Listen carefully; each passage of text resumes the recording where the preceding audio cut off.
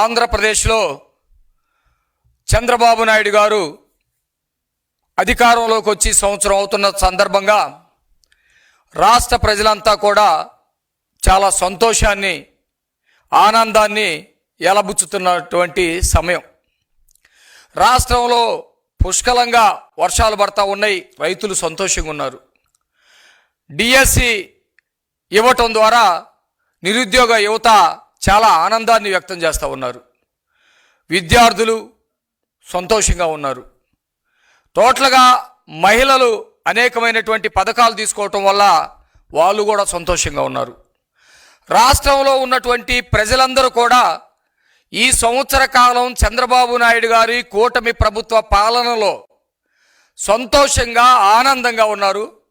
వీటన్నిటికంటే ముఖ్యంగా ఈ రాష్ట్రం యొక్క పరువు పోతా ఉంది. గతంలో ఈ రాష్ట్రం యొక్క విలువ తీస్తూ ఉన్నారు. రాష్ట్రానికి ఒక రాజధాని లేకుండా చేశారని ప్రతి ఒక్కరు కూడా సంతోషంగా ఉండేటువంటి ఈ టైంలో జగన్మోహన్ రెడ్డి ఉద్దేశపూర్వకంగానే ఈ రాష్ట్రంలో అలజడులు సృష్టించాలని చూస్తూ ఉన్నాడు. ఈ రాష్ట్రంలో అశాంతిని రేకెత్తించాలని ప్రయత్నం చేస్తూ ఉన్నాడు. ఈ రాష్ట్రంలో ఒక చిందర వందర పరిస్థితిని సృష్టించి రాష్ట్రాన్ని కాల్చి చలి కాల్చుకొని బ్రతకాలని జగన్మోహన్ రెడ్డి చూస్తూ ఉన్నాడు.